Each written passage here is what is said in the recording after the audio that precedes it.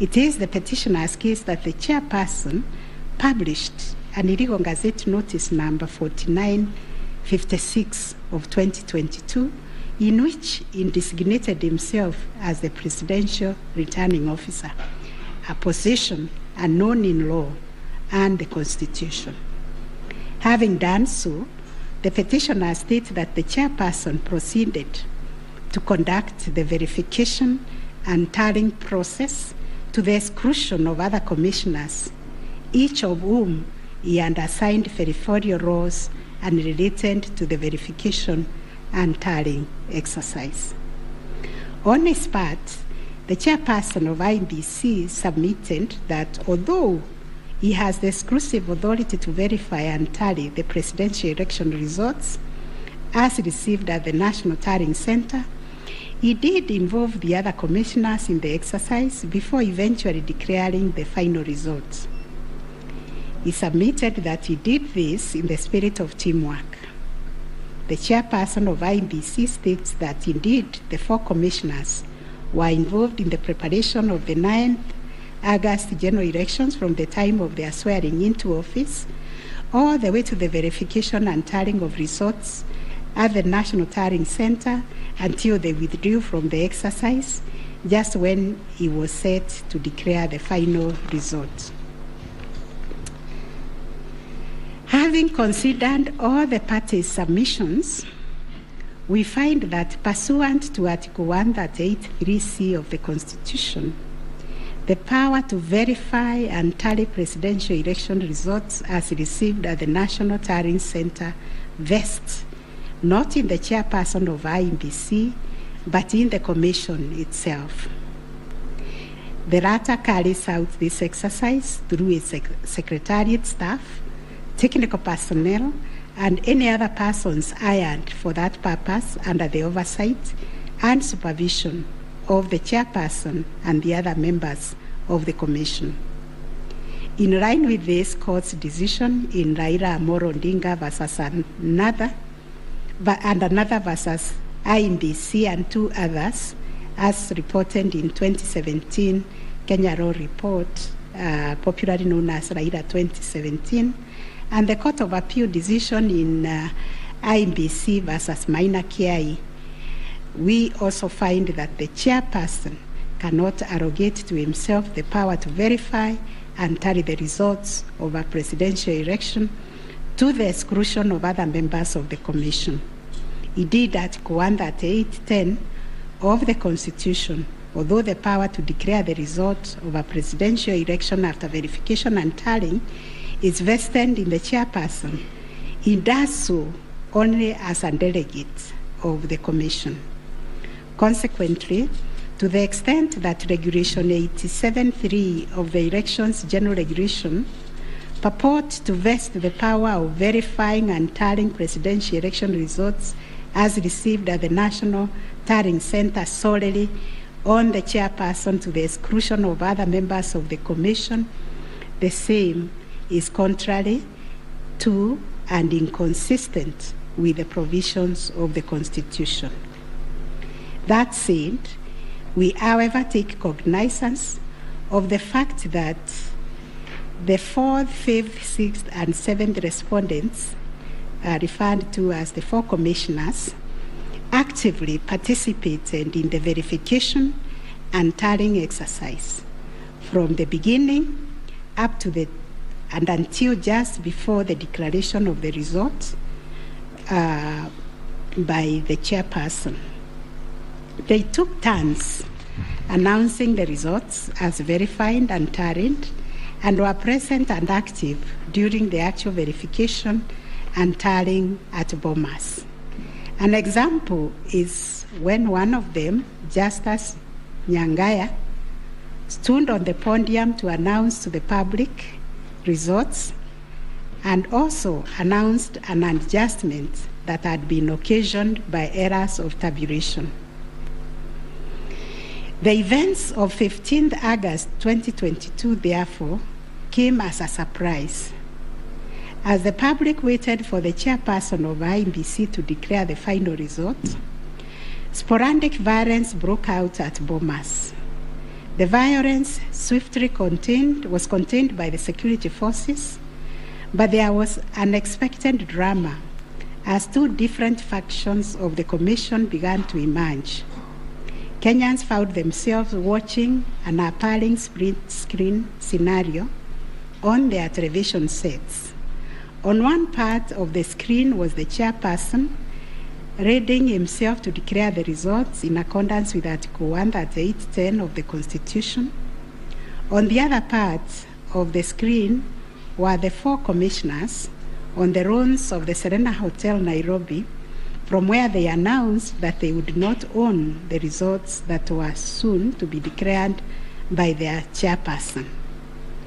The four commissioners informed the public of their rejection of the yet-to-be-announced results, terming them opaque due to the manner in which the chairperson had been conducting the verification and tallying exercise.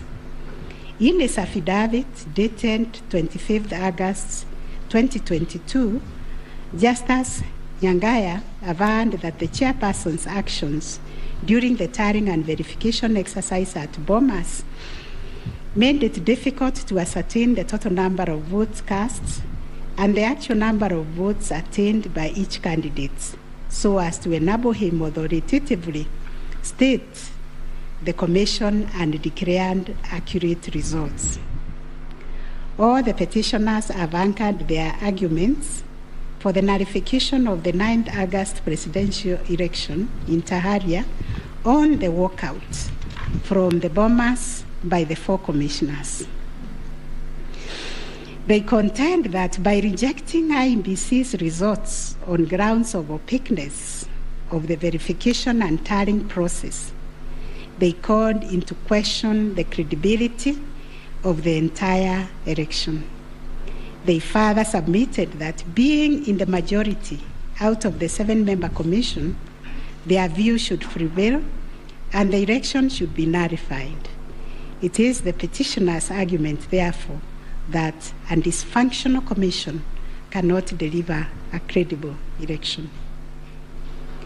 We note that apart from their 11th hour denunciation of the verification and tallying process and their averments regarding the conduct of the chairperson, the four commissioners have not placed before this court any information or documents showing that the elections were either compromised or that the result would have substantially differed from that declared by the chairperson.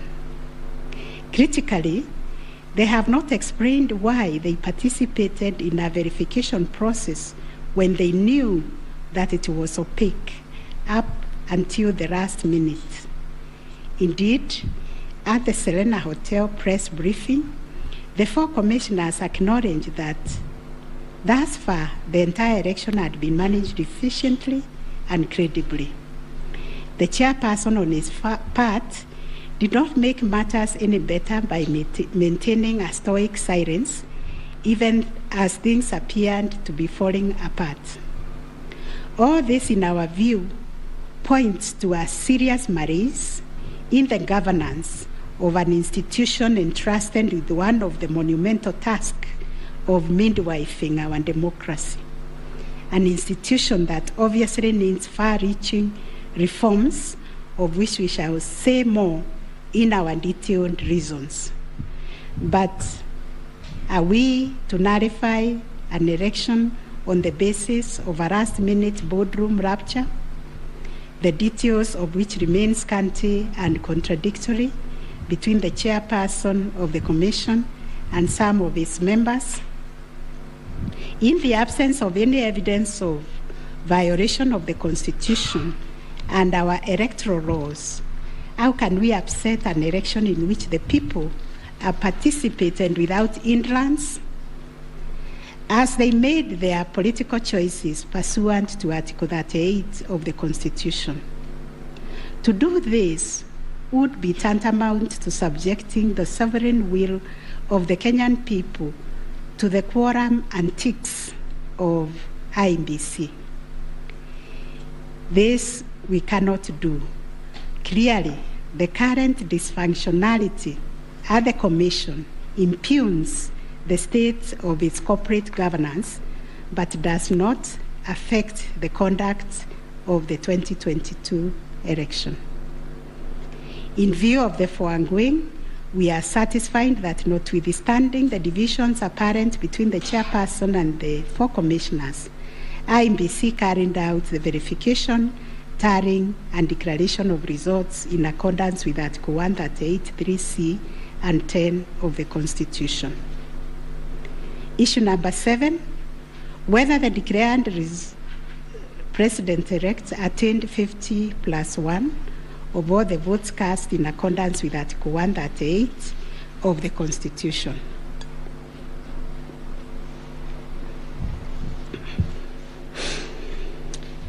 The first, second, and third petitioners averred that the first respondent did not garner 50%+1 of the total votes cast, and therefore did not meet the threshold provided by Article 138(4)(a) of the Constitution. They anchored their claims on the basis that in order to determine whether a candidate has attained 50%+1 of the votes cast, this ought to be calculated based on the total number of votes cast, excluding rejected votes. They argued that 50% of 14,353,165 votes, in their view, were the variant votes cast, which amounted to 7,176,582.77 votes. They therefore contended that by attaining 7.176141 votes, the first respondent did not meet the constitutional threshold to be declared president-elect. Supporting the claim that the first respondent did not meet the 50+1 constitutional threshold was the 6th petitioner. His contention was founded on the backdrop of a press briefing issued by the chairperson of INBC after the official closure of voting on 9th August 2022. According to the 6th petitioner, the chairperson of INBC announced that the voter turnout was 65.4% of the total number of registered votes based on the verification of the KIMS kits which were functional during the process of voting. In addition, the 6th petitioner urged that the voter turnout of 65.4% did not include some 238 polling stations where the KIMS kit had malfunctioned, necessitating use of the manual register. It was therefore urged that the minimum number of votes cast could not be less than 14,466,779. Additionally, that this number was bound to increase once the number of votes from the areas that used the manual register were included.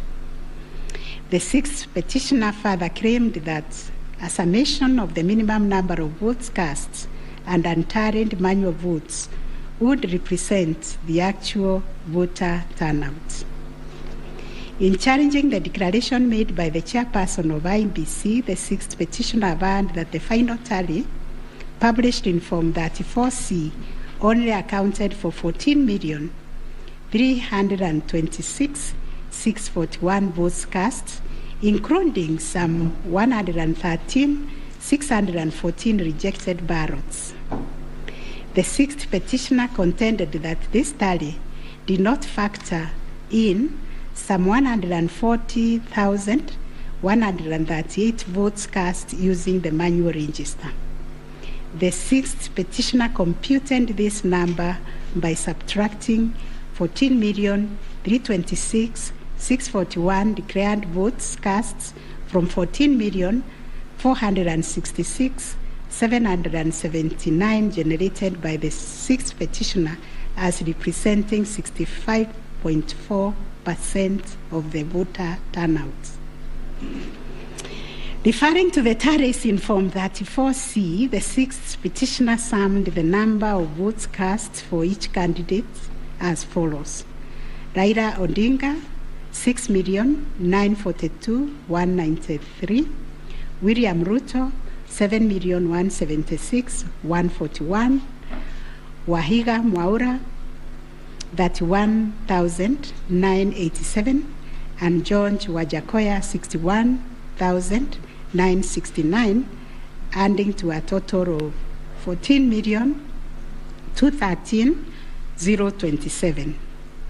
He then added 140,138,000 arranged to be entered in the votes, and this yielded a total of 14,353,165 total valid votes, which the sixth petitioner used to compute the percentages garnered by each candidate as follows. William Ruto, according to him, garnered 49.9%, Raila Odinga 48.3%, Wahiga 0.22%, and Wanjakoya 0.3%. It is on this basis that the sixth petitioner grounded the claim that none of the candidates met the constitutional threshold as set out in Article 138(4)(a). IEBC and its chairperson disputed the sixth petitioner's claim. They submitted that the declaration of results is based on the number of people identified as having voted on the KIMS kits and not the total persons on the voters' register as arranged. They contended that the final voter turnout, comprising of the voters who were identified through the KIMS kits and those who voted manually, was 64.76% and not 65.4% as arranged by the petitioners. They urged that the announcement error by the chairperson of IEBC on 10th August 2022 was immediately clarified during the same press briefing. And evidence of this correction was provided to this court in an affidavit of the first and second respondents in Presidential Election Petition number 7 of 2022. According to IEBC and the chairperson, 14,239,862 voters were identified using the KIMS kits, while 86,889 voters were identified using the printed voter register. Therefore, the total valid votes cast were 14,213,137, while the total number of rejected ballots were 113,614, constituting 14,326,751 total votes cast. They illustrated that the first respondent garnered 7.176,141 votes against 14,213,137 total valid votes cast, yielding a percentage of 50.49 to meet the requisite constitutional threshold for a candidate to be declared president-elect. In the upshot, the percentage attained by each candidate was as follows. Raila Odinga 48.84%, William Ruto 50.48%, Wahiga Mwaura 0.22%, and George Wanjakoya 0.43%. IEBC and its chairperson also submitted that the KIMS kits malfunctioned in 235 polling stations, necessitating the use of the printed voter register. In these polling stations, backup KIMS kits were later deployed for purposes of results transmission. The first respondent, in response to the question of 50+1 constitutional threshold, maintained that he attained the threshold under Article 138(4) of the Constitution as elaborated by the INDC and the chairperson. This court has considered the differing formulas and threshold arguments presented by various parties to this petition, while the first, second, and third petitioners raised pertinent questions connected to this issue. We shall address them together with those of the sixth petitioner, who has addressed and focused on the issue as specifically framed in detail. It must be restated that the case made by the sixth petitioners concerns a data-specific threshold as enunciated under Article 138(4) of the Constitution, that without attainment of which there can be no declaration. This data-specific threshold is what this court declared in John Aaron Mwau and two others versus INDC and others. Petitions numbers 2 and 4 of 2017, consolidated, referred to as the ultimate yardstick for determining the winner in a presidential context. In Raila Odinga and 5 others versus INDC, petition number 5, 3, and 4 of 2013, this court asserted that rejected ballot papers do not constitute a vote cast to be included in calculating the final tally in favor of a presidential candidate. We are not persuaded by amicus curiae's brief, that is Law Society, who attempted to persuade us to consider our position on this finding. We reiterate that rejected votes cannot be taken into account when calculating whether a presidential candidate attained 50% plus 1 of the votes cast in accordance with Article 138(4) of the Constitution. Similarly, in the same Raila 2013 case, the court further laid down the parameters of burden and standard of proof in electoral disputes. More specifically, the burden and standard of proof required in disputes challenging the outcome of a presidential election. And this is what the court said, I quote, "In the case of data-specific electoral requirements, such as those specified in Article 138(4) of the Constitution, for an outright win in the presidential election, the party bearing the legal burden of proof must discharge it beyond any reasonable doubt." The question that follows was whether the petitioners challenging the attainment of 50% plus 1 constitutional threshold and the computation by the sixth petitioner in general met the standard of proof settled by this court in Raila 2013 case. The premise of the sixth petitioner's percentage computation was a press briefing made by the chairperson of INDC on 10th August 2022, when the evidential burden shifted to INDC and its chairperson, as it does in election cases. They produced video evidence correcting the percentage voter turnout to read 64.6 at the time of the briefing. This percentage, however, did not include reports from all the Kim's kits and 86,889 voters who were identified manually using the printed register of voters. In our view, the assertion by the sixth petitioner that the percentage voter turnout was firstly predicated on the uncorrected percentage given by the chairperson of INDC was negated by evidence adduced to prove the correction. Secondly, the sixth petitioner based his percentage of voter turnout on the total number of registered voters, while the chairperson of INDC made reference in the press briefing to the number of registered voters who were identified through the Kim's kits progressively. The sixth petitioner also asserted that rounding off of votes cast in a presidential election as a means of assessing the threshold under Article 138(4) of the Constitution kills and bars voters, which is illegal and unconstitutional.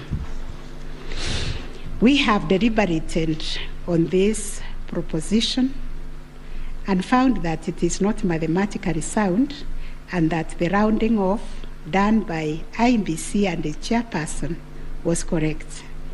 Consequently, we find that the petitioners did not provide a watertight case to warrant the setting aside of the results of the presidential election on the basis of not having met the threshold provided under Article 138(4)(a) of the Constitution. On the voter turnout, therefore, we find that the formula predicated on the number of voters identified through KIMS kits progressively and used by IEBC and the chairperson to generate a percentage of 64.76% was correct. Having settled the issue of voter turnout, we must ask ourselves whether in the making of the declaration, the chairperson of IEBC applied the formula in Article 138(4) of the Constitution, which is total votes cast less rejected votes divide by 2 must always give 50% plus 1 vote. Given the numbers that were presented to us by IEBC and the chairperson, this would translate to 14,213,137 divided by 2 plus 1, which makes 7.106569. The question that must inevitably follow is whether this formula, when applied, will confirm that 7,106,569 votes is less than 7.176,141, which represents the number of votes received by the first respondent. We find that it is, as such, on the basis of the foregoing formula and from the numbers provided by IEBC and the chairperson and the declaration by the chairperson of the president-elect on 15th August 2022, it is our finding that the declared president-elect attained 50% plus 1 of all the votes cast in accordance with Article 138(4) of the Constitution. Issue number 8, on whether there were irregularities and illegalities of such magnitude as to affect the final result of the presidential election. Although the petitioners have provided numerous averments pointing to possible irregularities and illegalities marked by failure of technology, arranged voter suppression, printing and utilization of Book 2 of 2, EU preparation by the IEBC and its chairperson, commission indiscretions, transposition anomalies, agent absence, and many others, we are of the view that the pointed illegalities and irregularities were not of such magnitude as to affect the final result of the presidential election. We will delve deeper into the details of this issue in our recent judgments. Last issue, what reliefs and orders can the court grant? Under Article 163(3) of the Constitution, it is provided that the Supreme Court will have A, exclusive original jurisdiction to hear and determine disputes relating to the election of the office of the President arising under Article 140. And Article 140 provides, I quote, a person may file a petition in the Supreme Court to challenge the election of the President-elect within 7 days after the date of the declaration of the results of the presidential election. 2, within 14 days after the filing of a petition under Clause 1 The Supreme Court shall hear and determine the petition, and its decision shall be final. If the Supreme Court determines the election of the President-elect to be invalid, a fresh election shall be held within 60 days after the determination. In exercising its jurisdiction pursuant to these provisions, the court sits as an election court with a mandate to determine the validity or otherwise of the election of the President-elect. It is clear to us that the jurisdiction of the court is quite circumscribed in terms of the orders or reliefs it can grant following the hearing and determination of the election petition under Article 140 of the Constitution. In the event the court determines that the election of the President-elect is invalid, it must make an order nullifying the election. Consequently, it has also to make an order directing INDIZI to hold a fresh election within 60 days after the determination. Should the court determine that the election of the President-elect is valid, it shall issue a declaration to that effect. The court has then, as a matter of course, to make an order dismissing the petition with or without cost, as the case may be. In the strict sense, therefore, these are the only orders that the court may make under the Constitution. The court cannot assume jurisdiction that goes beyond the purview of Articles 163(3) and 140 of the Constitution. However, nothing stops the court from issuing orders or reliefs by way of recommendations. Indeed, since 2013, this court has issued many recommendations arising from the determination of 3 petitions challenging the election of the President-elect.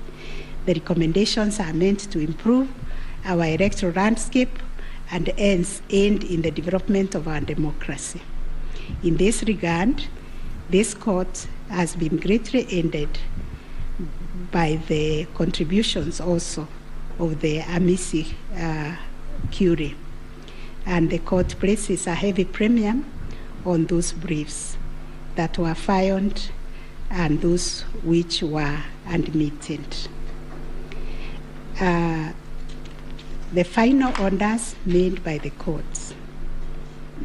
This is a unanimous decision of the court, and we make the following orders. 1, the presidential election petition number E005 of 2022 as consolidated with the presidential election petition numbers E001, 2, 3, 4, 7, and 8 of 2022 are hereby dismissed. As a consequence, we declare the election of the first respondent as President-elect to be valid under Article 143 of the Constitution. This being a matter cutting across the public interest, we order that each party do bear their own costs. It is so ordered. And finally, the court has asked me to also acknowledge, although we'll do it in the long draft, the enormous contribution made by counsel in these proceedings, and also the orderly way the counsel, all the advocates and parties conducted themselves. They remained seated throughout the proceedings. That is the judgment of the court, a unanimous one. We shall issue a media summary to help the media summarize the case. I think that is all. Thank you very much for coming.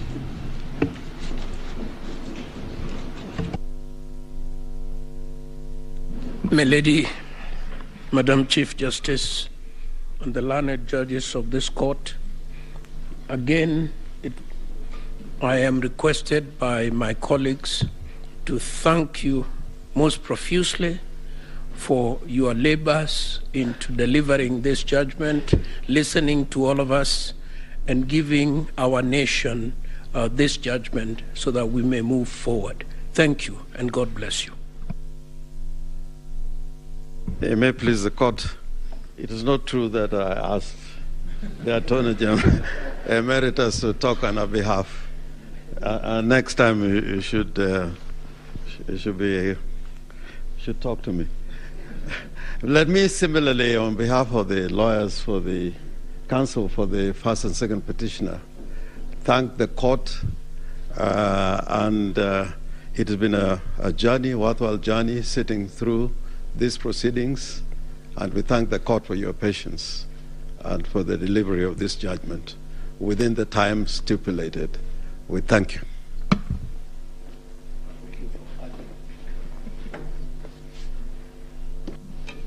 Madam President, members of the court, I wish to request just a couple of minutes for the chairperson of the Law Society of Kenya to make a few remarks in appreciation of the work that the court and Kenyans have done on this exercise, if you allow.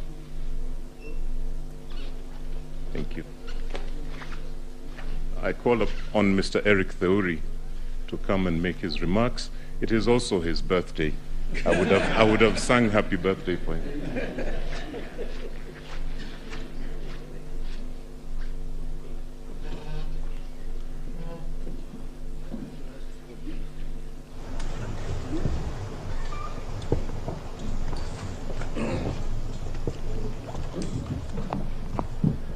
My Lord, the Chief Justice of the Republic of Kenya, the President of the Supreme Court, the Deputy Chief Justice and all the Justices of the Supreme Court, I think it would only be fair that I make my remarks after counsel for the respondents, Senior Fred Ngatia, makes his remarks to the court.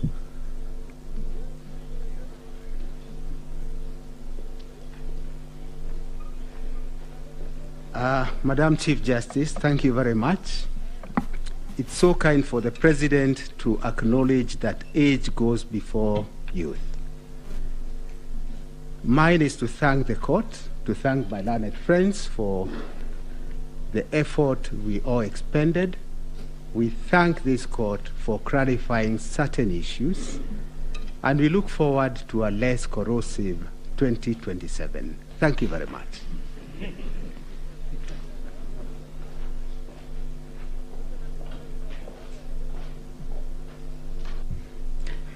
Madam Chief Justice, Madam Deputy Chief Justice, it's so nice to have two madams at the same time, and members of the court.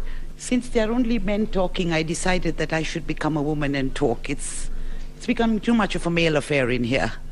But on behalf of well, I think we were the third petitioner, I wish to thank you, and you've clarified the Regulation 87.4, which I was feeling very passionately about, that it was unconstitutional from what I've heard. But thank you very much for the time you spent, and we do apologize if at times we looked like hooligans. I mean, you have said we behaved well, but we didn't behave as well as we should have. But thank you very much for your time and for delivering this judgment.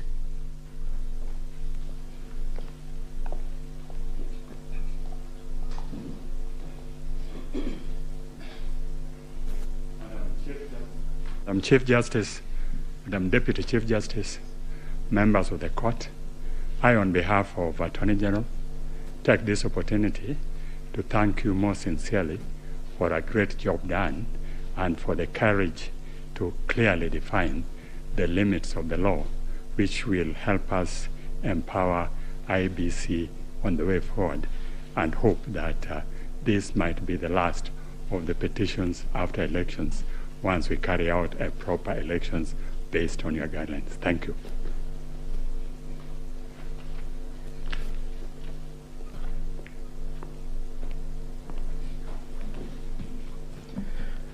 The Chief Justice and the Justices of the Supreme Court, on a light note, my members would be extremely worried if we take the submissions of Senior Counsel Orengo that this should be the end on account of fees.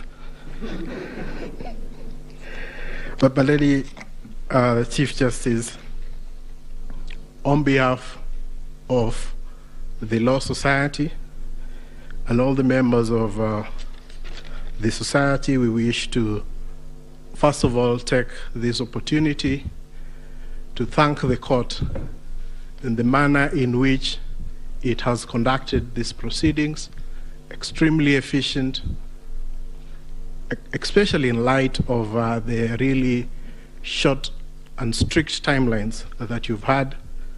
But the management of the proceedings, the manner in which the court adopted a somewhat inquisitorial nature to the conduct of these proceedings is something that as a society we have noted, and we wish to commend the court.